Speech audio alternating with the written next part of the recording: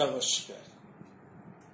প্রাণারামের মাধ্যমে সম্প্রচারিত ভারত কথার গ্রন্থি মোচনের 452তম পর্বে আপনাদের সবাইকে জানাই সাদর সম্ভাষণ। মহামতি অনন্তলালের পরম আশীর্বাদে আমরা শুনে চলেছি ভারত কথা। আমরা গত পর্বে 16 সাথে মহারাজ যুধিষ্ঠিরের কথাবার্তা শুনছিলাম। সেখানে মহারাজ যুধিষ্ঠির 16কে বললেন যে আপনাকে আমাদের হয়ে একটা বিশেষ কাজ অবশ্যই করতে হবে। সেই বিশেষ কাজটি হচ্ছে তেজবধ, কর্ণে তেজবধ।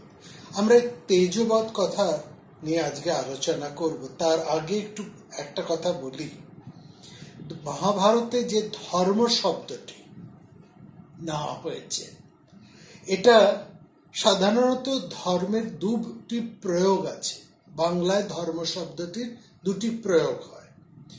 ধর্ম শব্দের একটা ব্যাপক অর্থ আছে সংস্কৃতিতে। বাংলাতে আমরা ধর্ম বলতে দুটো জিনিস বুঝি, একটা রিলিজিয়ান, আরেকটি হচ্ছে পদার্থের ধর্ম, স্বভাব, এই অর্থে।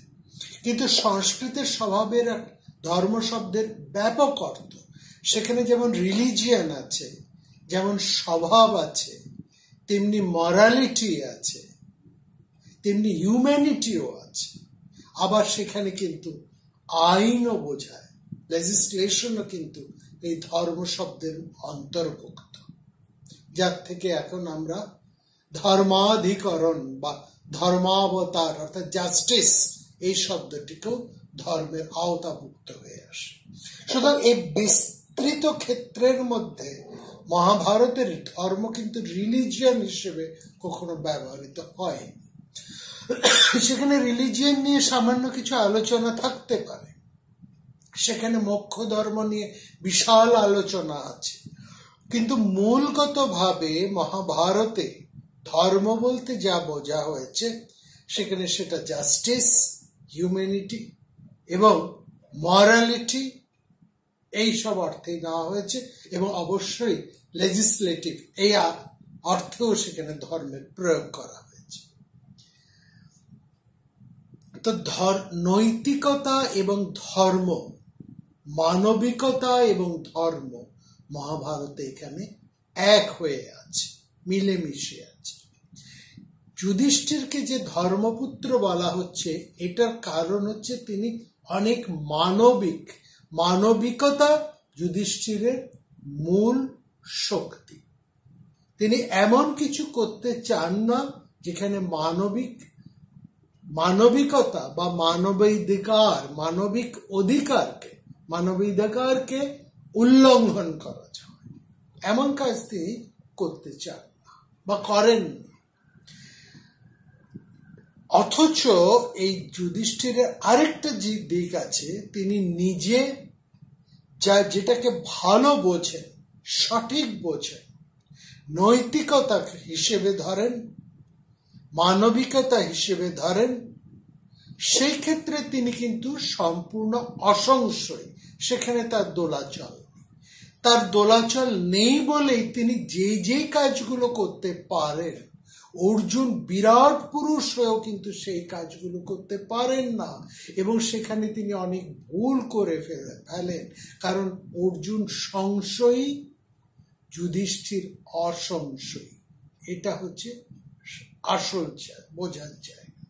অর্জুন বীর, ধুরন্ধর বীর, অপ্রতিহত তার যোদ্ধা, তিনি অপ্রতিহত যোদ্ধা, ধনুর্ধর হিসেবে তার তুল্য সে সময় আর কেউ নেই। যুদ্ধে তিনি ইন্দ্রের থেকেও বেশি, ইন্দ্র তার সামনাসামনি মুখোমুখি হতেও ভয় পান, এবং সেই সময়কার কোনো বীর নেই যে অর্জুনের সামনে মুখোমুখি হতে ভয় পান না। এমন বীর পুরুষ হয়েও অর্জুন কিন্তু অনেক ব্যাপারে সংশয়। এটা আমরা বিভিন্ন ক্ষেত্রে দেখবো, আসবো আলোচনা। আর উল্টো দিকে যুধিষ্ঠির অত বীর পুরুষ নয়, যুদ্ধে তিনি বেশি ভালো বোঝেন না, কিন্তু তিনি ক্ষত্র নীতি বোঝেন, তিনি যুদ্ধ নীতি বোঝেন, তিনি মানবিকতা বোধ বোঝেন, নৈতিকতাকে বোঝেন। মানবিকতা এবং নৈতিকতা এই অর্থে তিনি ধর্মপুত্র। তিনি কূটনীতিও বোঝেন, তার উদাহরণ আমরা পেয়েছি। দেখুন, তিনি বোঝেন বলেই, তিনি অসংশয় বোঝেন বলেই তিনি ধর্মপুত্র হয়েও তিনি কিন্তু অনেকগুলো কাজ করেছেন। যেমন তিনি ভীষ্ম বধের উপায়টুকু তিনি কিন্তু জেনে এসেছেন। তিনি যুদ্ধ অনভিজ্ঞ, ব্রাহ্মণ সভা, সম্পূর্ণ যুদ্ধ ক্ষেত্রে তার ভূমিকা ব্রাহ্মণোচিত এবং সত্যনিষ্ঠ। সেখানে কিন্তু তিনি প্রয়োজনে, যখন পাণ্ডবেরা ভীষণ বিপন্ন, তখন তিনি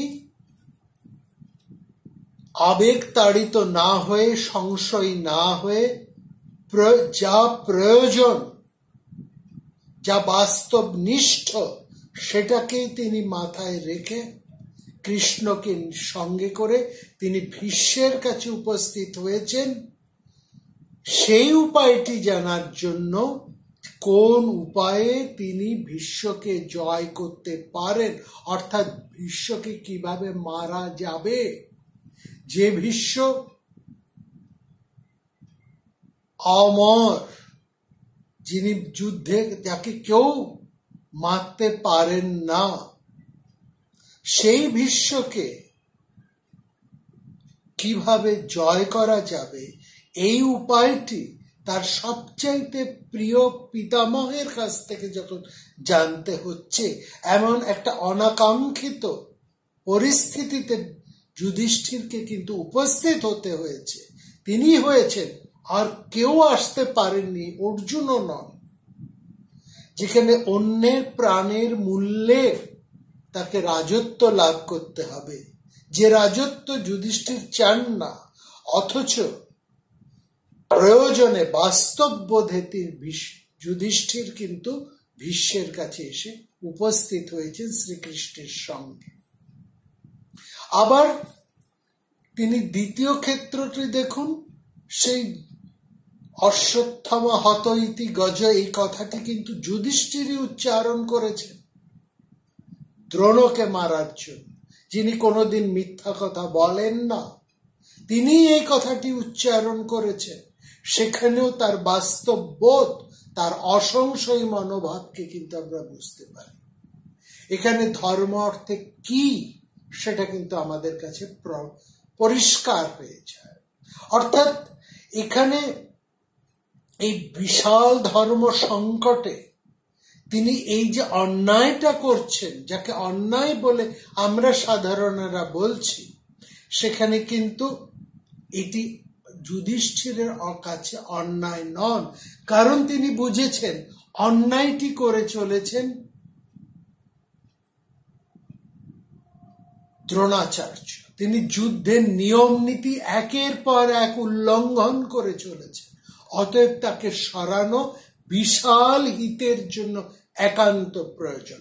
ধর্ম তাই, যুধিষ্ঠিরের কাছে ধর্ম তাই, যার মধ্যে বিশাল হিতবাদিত্ব লুকিয়ে রয়েছে, অর্থাৎ বিশাল মানুষের স্বার্থে, বিশাল একটা সামগ্রিক হিতের স্বার্থে, যেখানে যদি মিথ্যে কথা বলতে হয়, সেখানে যদি কোনো অন্যায়ের আশ্রয় নিতে হয়, এবং তার ফলে যদি বহুজনের স্বার্থ রক্ষা পায়, বহু প্রাণ রক্ষা পায় এবং বহু মানুষের হিত সাধন করা হয়, সেই ক্ষেত্রে ওই মিথ্যা সত্যের চেয়েও দামি। এই ধর্ম কিন্তু বিশ্বাস করতেন যুধিষ্ঠির। তিনি তার নিজের কাছে এই ব্যাপারে কিন্তু খুব পরিষ্কার, খুবই পরিষ্কার। অর্জুন কিন্তু সেখানে অতটা পরিষ্কার না। যাই হোক, এই ব্যাপার নিয়ে আমরা আলোচনায় পরবর্তী সময়ে আসব। কর্ণের তেজবধ কথা, এখানে আমরা আলোচনা করছি। তিনি শল্যকে দেখুন, তিনি কতখানি বুদ্ধি সম্পন্ন, কতটা ঠান্ডা মাথার লোক। তিনি শল্যের উপর কোনো রাগ প্রকাশ করলেন না। তিনি নিজের স্বার্থটাকে বুদ্ধিযুক্ত উপায়ে, বাস্তবোচিত জ্ঞানে তিনি প্রয়োগ করছেন।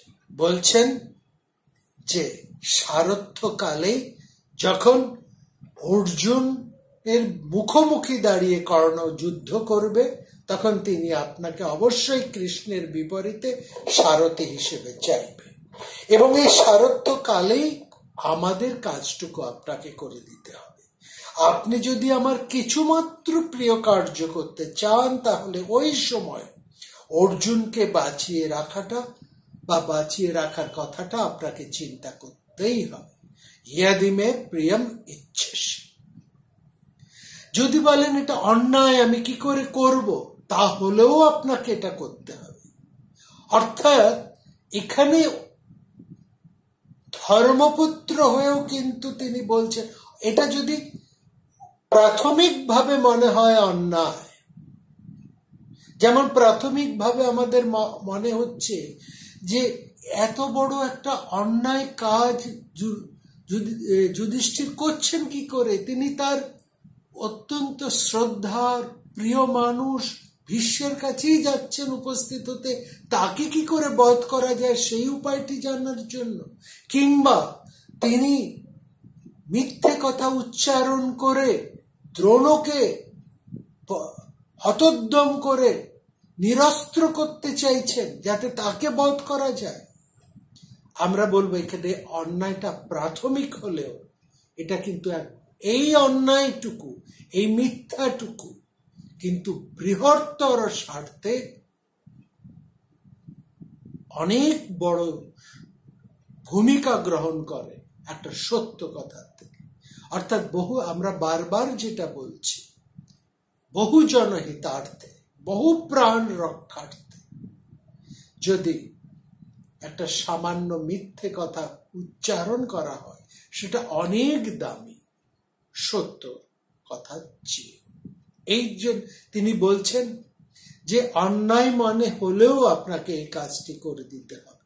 আপনি তার মনোবলটা ভেঙে দেবেন শুধু সেই সময়, আর তাতেই আমাদের জয়। আপনি ওই সময় এমন কথা বলবেন যাতে কর্ণের মনোবল ভেঙে যায়। এই যে তেজবধ, অর্থাৎ তেজ, অর্থাৎ যে উত্তেজনা, যে উৎসাহ, যে উদ্যম একজন যুদ্ধবীরের থাকে প্রতিপক্ষের সাথে যুদ্ধ করার মুহূর্তে, কেউ যদি সেই যুদ্ধযাত্রার সময় বা সেই যুদ্ধের সময় সেই যোদ্ধা সমস্ত উৎসাহ, উদ্দীপনা, তার উদ্যমের মধ্যে জল ঢেলে দেয়, তাকে এমন কথা বলে তার সমস্ত উৎসাহ উদ্দীপনাকে নষ্ট করতে থাকে, তার মনোবলকে ভেঙে দেয়, এই ভেঙে দেওয়াটাই, এই মনোবলটা নষ্ট করাই, তার তেজকে বধ করায় কে বলা হচ্ছে তেজবধ।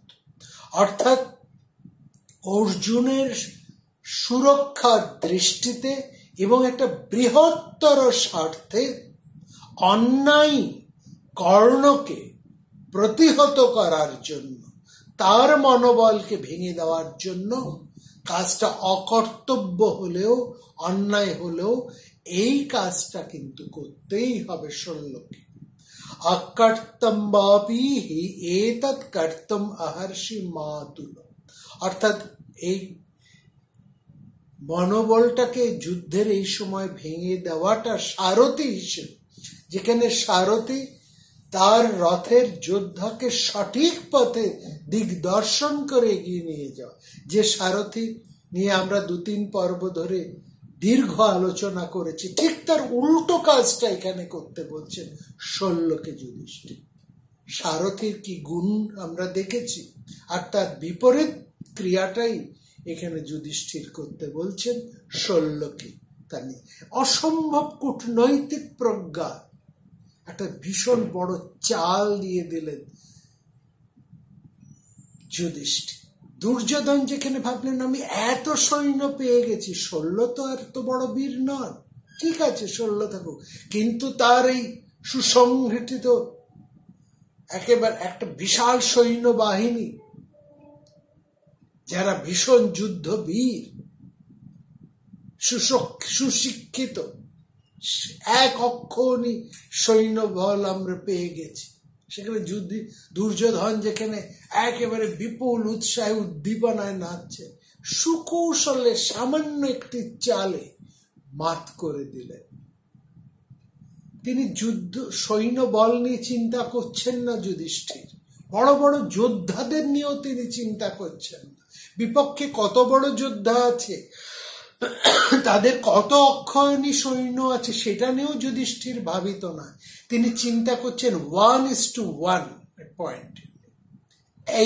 এই ঘটনা ঘটলে কি করব, এরকম হলে কি করব, 1:1 ধরে তিনি ছোট ছোট ক্ষেত্রে ধরছেন।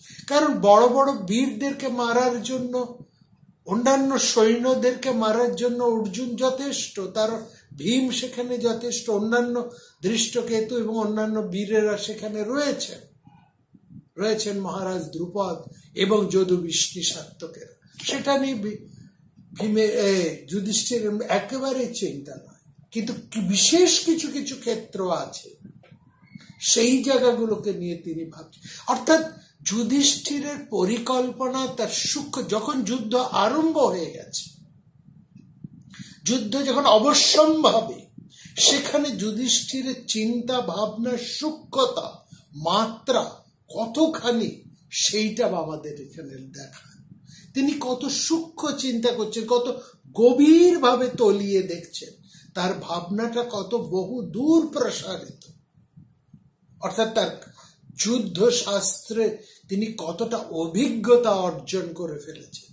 অর্জুন যুদ্ধবীর, কিন্তু যুদ্ধের নিয়ম নীতি, যুদ্ধের কৌশল, এরকম বিভিন্ন বিপ্রতীপ পরিস্থিতিতে কি কি ঘটতে পারে এবং সেখানে ঘটলে আগের থেকে তার পরিকল্পনা করে রাখা, অর্থাৎ একটা সামরিক পরিকল্পনা, সামগ্রিক চিন্তাটাও কিন্তু যুধিষ্ঠির করে নিয়েছে।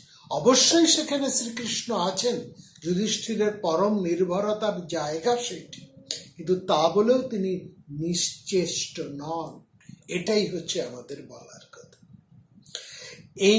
এবং আমরা দেখলাম এই মনোবলটা ভেঙে দেবার যে কথাটা, প্রার্থনাটা করে যুধিষ্ঠির কর্ণের মনোবলকে ভেঙে দেবার যে প্রার্থনা তিনি তার মাতুল শল্যর কাছ থেকে আদায় করে নিলেন, এই মনোবল ভেঙে দিলে অর্জুনের পক্ষে কর্ণকে বধ করাটা অনেক সহজ হয়ে যাবে, এটা ভালো করে বুঝেছে যুধিষ্ঠির। আর এই কাজটাকে আমরা দেখছি শল্য অকর্তব্য বলে মনে করছেন না। তিনি বলছেন দ্রুত ক্রীড়ার সময়, দেখুন মানুষ শল্যকে নিয়ে আমরা আবার দেখি, তিনি মানুষটা কেমন, তিনি আবার এখানে এসে যুধিষ্ঠিরের ভাবেই ভাবিত হয়ে পড়েছেন। তিনি এখানে বলছেন, না না তুমি ঠিকই বলেছ যুধিষ্ঠির, দ্রুত ক্রীড়ার সময় দ্রৌপদীকে নিয়ে কৌরবেরা যা অন্যায় করেছে, তোমরা যা দুঃখ পেয়েছ, সুতপুক্ষ পুত্র কর্ণ যে সমস্ত নিষ্ঠুর বাক্য প্রয়োগ করেছে, তার মুখে তোমরা যেসব কথা শুনেছ, পরুষানি চ বাক্যানি সুতপুত্র কৃতানি চ, সেই সব দুঃখ এবার মিটে যাবে। দুঃখ তো আসে, অনেক বড় মানুষ, এমনকি দেবতারাও দুঃখ ভোগ করেন, আবার সেই দুঃখের অবসানও হয়। অতএব তোমার সব দুঃখ এবার দূর হবে, পরিণামে তোমার সুখ আসবে। শল্য চরিত্রটাই এমন, মানে অনেকটা তরল পদার্থের মতন, যে পাত্রেই রাখেন সেই পাত্রের আকার ধারণ করে। যখন তিনি দুর্যোধনের কাছে, তখন তিনি দুর্যোধনের হাতে হাঁ মেলাচ্ছেন, যখন তিনি যুধিষ্ঠিরের কাছে, তখন তিনি যুধিষ্ঠিরের হাতে হাঁ মেলাচ্ছেন। অদ্ভুত চরিত্র এই শল্য যুধিষ্ঠিরের কথা শুনছেন এবং সান্ত্বনা দেবার প্রক্রিয়া, তিনি এবার নানান কথা বলছেন। সেখানে দেবরাজ ইন্দ্র তার আপন ভার্যা শচীর সঙ্গে কত দুঃখ পেয়েছিলেন তার বর্ণনা তিনি শোনাচ্ছেন, এবং সেখানে শোনাতে গিয়ে তিনি এই কুরু পাণ্ডবদের অগ্রজ, তাদের অগ্রজ মহামতি সেই নহুষের কথাও আখ্যানও তিনি এখানে শোনাচ্ছেন। এবং সেই আখ্যান, এবং বিশেষ করে এখানে যে দেবরাজ ইন্দ্রের এবং যে দুঃখ পাবার, ব্যথা পাবার যে ঘটনাটা তিনি শোনালেন, সেটিও কিন্তু আমাদের একটু শুনতে হবে।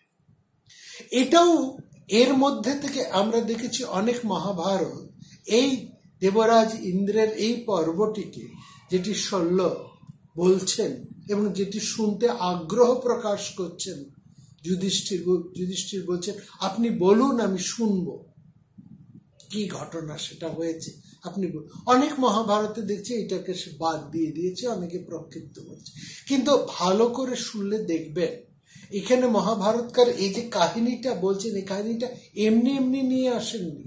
তিনি সময় হরণ করার জন্য বা তার পুস্তকের ভার বাড়াবার জন্য তা কিন্তু তিনি আসেননি। এর মধ্যেও যুদ্ধ নীতি এবং যুদ্ধ কৌশলের কথাটি বলা হচ্ছে।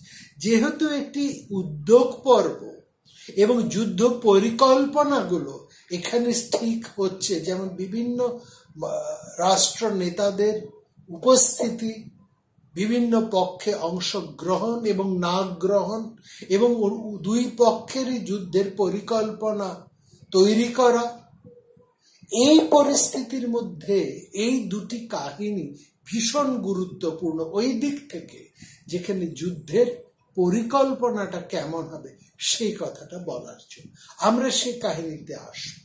কিন্তু এখানে আমরা একটা কথা বলতে চাই, এই শল্য এবং বলরাম এই দুজনের কথা সেখানে বলছি। এখানে আমরা বলরামকেও দেখেছি, যখন বলরামকে তিনি তো সেই মন্ত্রণা সভায় একেবারে কৃষ্ণের বিপক্ষে চলে গিয়ে কথা বলেছেন, এবং তিনি ভুলেই গিয়েছেন যে এক সময় তিনি দুর্যোধনের দুঃখে দুঃখিত হয়ে তিনি সেই সময় প্রায় যুদ্ধ চেয়েছিলেন কৌরবদের বিপক্ষে, যাতে যুধিষ্ঠিরের সমস্ত দুঃখ দূর হয়ে যায়, এরকমই তো তিনি চেয়েছিলেন। অথচ যখন যুদ্ধ হতে যাচ্ছে, যুদ্ধ যখন যুদ্ধ করতেই হবে, তখন আমরা দেখছি বলরাম একেবারে পাল্টে খেয়ে গেলেন। তখন তিনি আর সেই যুদ্ধের এর মধ্যে গেলেন না, তখন তিনি উল্টো কথা বলছেন, তখন তিনি এমন ভাবে কথা বলছেন যাতে পাণ্ডবদের প্রেরিত দূত গিয়ে খুব ঠান্ডা ভাবে, মিষ্টি ভাবে কথা বলেন, এবং যা কিছু ঘটেছে, যা কিছু দোষ, সবটাই যেন যুধিষ্ঠির, এরকমই বলে। তারপরে সাত্যকী যখন উঠে দাঁড়িয়ে এক এক করে বলরামের সমস্ত যুক্তিগুলোকে পরপর নস্যাৎ করে দিচ্ছে, তখন বলরামকে দেখলাম একেবারে চুপ। তিনি যা কথা বলেছেন এবং সাত্যকী তার বিরুদ্ধে যেসব কথাগুলো বলছেন, তখন আর আমরা দেখছি বলরাম কিন্তু আর কোনো কথাই বলছেন না, তিনি চুপ করে সব শুনে যাচ্ছেন। এবং পরবর্তী সময়ে দুর্যোধন যখন শ্রীকৃষ্ণের কাছে এসেছেন এবং শ্রীকৃষ্ণের কাছ থেকে তিনি যখন তার বিশাল নারায়ণী সেনা পেলেন, এবং নারায়ণী সেনা পাবার পরে তিনি যখন এলেন বলরামের কাছে, বলরামকে নিজের পক্ষে নেবার জন্য, তখন তিনি বললেন যে না, আমি কোনো পক্ষে যোগদান করব না, আমি কথা দিয়েছি কোনো পক্ষে আমি যোগদান দেব, এবং আমি কৃষ্ণকেও বলছি তিনি যেন আমাদের উভয় পক্ষের সঙ্গে যে সম্পর্ক, সেই সম্পর্ক স্বীকার করে তিনি যেন কোনো পক্ষে যুদ্ধ না দেন। কিন্তু কৃষ্ণ তো সেটা শুনছে না, কিন্তু আমি কোনো পক্ষে যোগদান করব না, এটা বলরাম বলেছে। তারপরে যে কথাটা বলরাম বলেছেন, সেই যে কথাটা দুর্যোধনকে বলছেন, সেই কথাটা কিন্তু ভীষণ খেয়াল করার মতো। বলরাম বললেন কৃষ্ণকে, আমি দুর্যোধনকে বলছেন কৃষ্ণকে আমি তোমার জন্য অনেক বলেছি, কিন্তু সে আমার কোনো কথাই শুনছে না।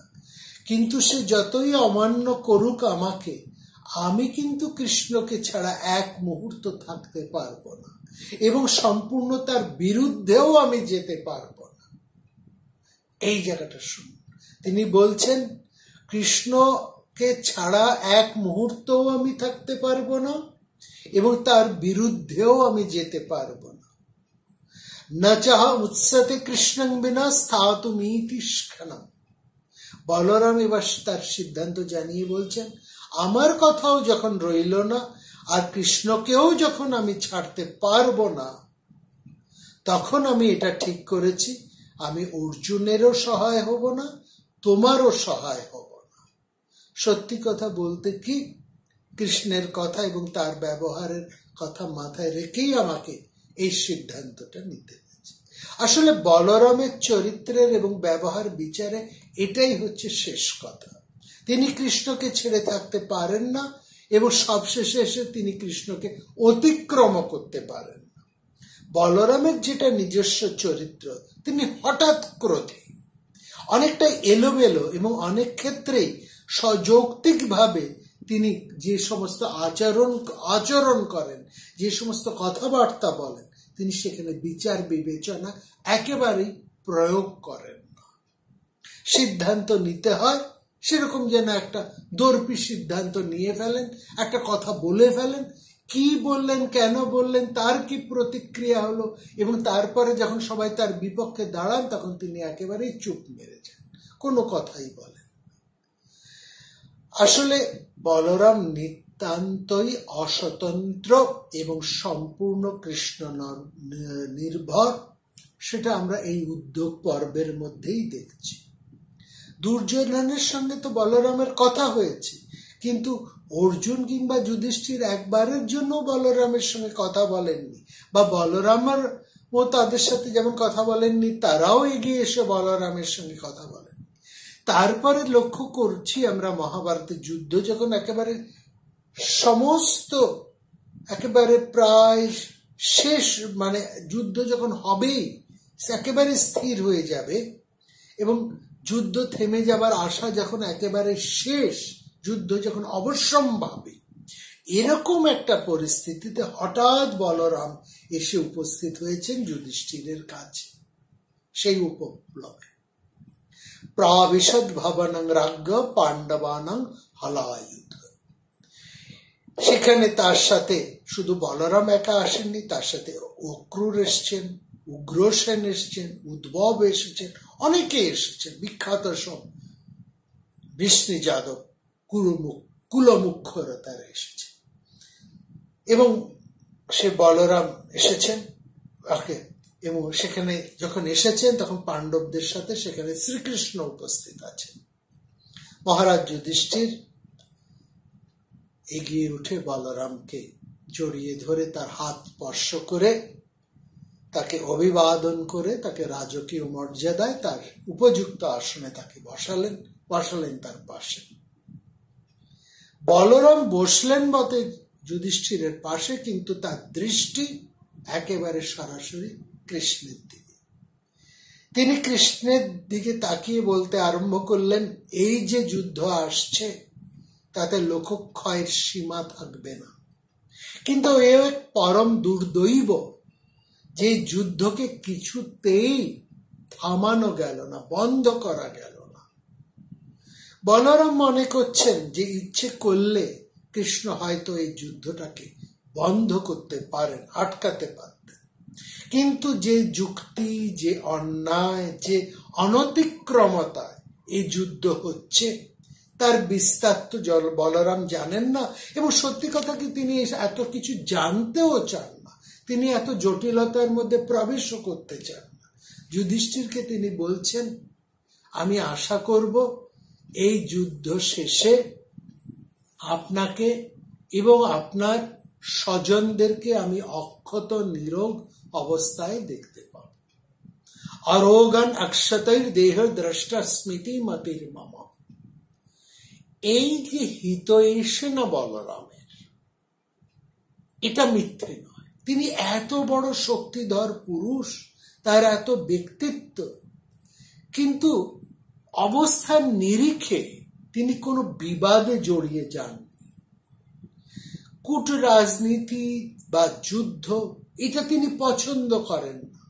কোন রকম অবিশ্বাস কোনো কিছুর মধ্যে তিনি জড়িত যান, কোনো কুটিল জটিল বিষয়ের মধ্যেও তিনি ঢুকতে চান না। আর যখন একটা অবিশ্বাস, একটা ক্রোধ সমগ্র ভারতবর্ষের রাজনীতিকে একেবারে গ্রাস করছেন, তখন আমরা দেখছি পরম ঔদাসীন্যে তিনি সেই স্থান ত্যাগ করে চলে যাচ্ছেন। তারপরে আমরা দেখছি সেইখানে, যেখানে বলরাম এসে উপস্থিত হয়েছেন যুধিষ্ঠিরের এই আবাসে, যেখানে শ্রীকৃষ্ণও আছেন, সেখানে বলরাম একটা নৈর্ব্যক্তিক চেতনায় বলছেন, সমস্ত ক্ষত্রিয়রা বোধহয় আজ মহাক্ষয়ের একেবারে প্রান্ত রেখায় এসে উপস্থিত হয়েছে। অন্তিমে পরিণামে আমি রক্ত আর মাংসের স্তূপ ছাড়া আর কিছুই দেখতে পাচ্ছি না, বোধহয় এছাড়া আর কিছুই অবশিষ্ট থাকবে না। এই জন্য আমি বারবার কৃষ্ণকে বুঝিয়েছি, ভাই, দুপক্ষের সঙ্গেই যখন আমাদের আত্মীয়ের সম্পর্ক, তখন তাদের সাথে আমাদের সমান ব্যবহার করাই উচিত। আসলে বলরাম মানুষটাই এরকম, তাকে যে যা বোঝায় তিনি সেইটুকুই বোঝেন, আর কিছু তলিয়ে ভাবতে চান না। তিনি আর অন্য কিছু বিশ্বাসও করতে চান না, কোনো কিছু জটিলতার মধ্যে তিনি যান না। কৃষ্ণের রাজনীতি বলরাম বোঝেন না, এবং সরল রাজ্যের রাজনীতির বুদ্ধিতেও তিনি কৃষ্ণের সাথে সহমত হন না। তার অন্তিম বিশ্বাস যে ছোট ভাই হিসেবে কৃষ্ণ যা বুঝেছেন, যা করছেন, সেটা মেনে নেওয়া ছাড়া তার আর কিছুই করার নেই। তবে তিনি যতটা সম্ভব নিরপেক্ষ থাকবেন। এই কুলক্ষয়কারী যুদ্ধের কোনো পক্ষেই তিনি নিজে জড়িত হতে চান না। অর্থাৎ এই অনিবার্য ধ্বংস তিনি দাঁড়িয়ে দাঁড়িয়ে দেখতে চান না। কিন্তু এইটা থেকে সরল বুদ্ধি বলরামের একটা অদ্ভুত মানসিকতা আমরা এখানে দেখতে পাচ্ছি। একটা অদ্ভুত মানসিকতার মানুষ এই বলরাম। যখন রাজনীতির আট ঘাট বেদে একেবারে মহাভারতে সমরাঙ্গনে শ্রীকৃষ্ণ অবতীর্ণ, বলরাম সেখানে তত এক বিশাল ব্যক্তিত্ব সম্পন্ন হয়ে কৃষ্ণের মর্যাদা প্রতিষ্ঠিত হয়েও তিনি চরম ঔদাসীন্য নিয়ে সরে যাচ্ছেন রাজনীতির ক্ষেত্র থেকে। দুর্যোধনের প্রতি বলরামের একটা পক্ষপাত আছে, তার কারণটাও আমরা বুঝি, যে তিনি কৌরবদের, এবং সেই পক্ষপাতের কারণেই তিনি কৌরবদের একেবারে শেষ হয়ে যাওয়াটা তিনি দাঁড়িয়ে দাঁড়িয়ে দেখতে পাচ্ছেন না। এবং পাণ্ডবদের কথাও তিনি জানেন শ্রীকৃষ্ণের অনুগামিতায় তারা সুরক্ষিত থাকবেন। এবং তিনি যখন এই সমস্ত কথা বলে বিদায় নিচ্ছেন, তখন আমরা দেখছি যুধিষ্ঠির এগিয়ে এসে তাকে অভিবাদন করছেন, তাকে প্রণাম জানাচ্ছেন। বলরাম হচ্ছে এমন একটা মানুষ যাকে উপেক্ষাও করা যায় না, আবার তাকে পুরোপুরি গ্রহণও করা যায় না। তিনি কূট রাজনীতির কথা বোঝেন না, বৈদেশিক নীতি, পররাষ্ট্রনীতি এসব তার মাথায় ঢোকেন না, এবং দুর্যোধন যে সমস্ত অপব্যবহার করেছেন সেগুলো তিনি জেনেও দুর্যোধনের প্রতি তিনি আবার রেগেও যেতে পারছেন না। সম্পূর্ণ দুর্যোধনের একেবারে বিপরীতেও তিনি যেতে পারছেন না, কোথাও যেন দুর্যোধনের প্রতি একটা তার পক্ষপাত রয়েছে। এই সমস্ত নিয়ে তিনি যেন একটা চরম ঔদাসীন্য নিয়ে তিনি থাকতে চান। অথচ তিনি কি চরম ঔদাসীন্য নিয়ে শেষ অবধি থাকতে পেরেছিলেন? পারেননি। তাকে আবার সেই যুদ্ধক্ষেত্রে একবারের জন্য হলেও ফিরে আসতে হয়েছে। আমরা আসবো সেই কথা। আসলে আমরা যে দুটো মানুষকে পাশাপাশি রেখে কথা বলছিলাম, এই শঙ্কর্ষণ বলরাম এবং মদ্ররাজ শল্য, এরা দুজনেই প্রকৃতগতভাবে একটা ভিন্ন ধরনের মানুষ, কিন্তু অদ্ভুত ধরনের মানুষ।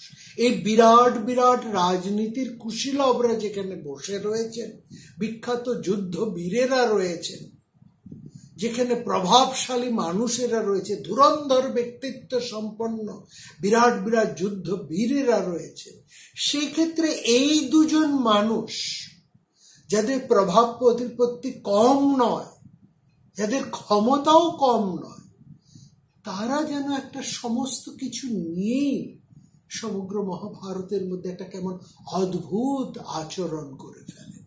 আসল কথা এখানেই মহাকবি আমাদের দেখাতে চাইছেন যে বিরাট মানুষদের মতন, ক্ষমতাসীন মানুষদের মতন, প্রভাবশালী মানুষদের মতন এমন কিছু মানুষ থাকেন যাদের কার্যকারণে কোনো কুল কিনারা বা কোনো গতি প্রকৃতি বুঝে ওঠা যায় না।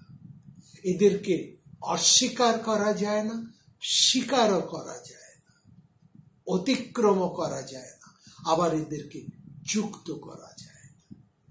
মহাভারতের মহাপর্বে নানান ঘটনার মধ্যে দিয়ে এরকম নানান মানুষের উপস্থিতি মহাভারতের বৈচিত্র্যকে অনেক গুণ বাড়িয়ে দিয়েছে, এ ব্যাপারে সন্দেহ নেই। আমরা এরপরে যাব, কারণ আমরা এইমাত্র খবর পেয়েছি মহামতি দ্রুপদের পাঠানো দূত পদার্পণ করেছেন হস্তিনাপুরের রাজসভায়। এই দূত এর উপস্থিতির ফলে সেখানে কোন ক্রিয়া এবং প্রতিক্রিয়া ঘটল শুনবো আমরা আগামী পর্বে। সবাই খুব ভালো থাকে।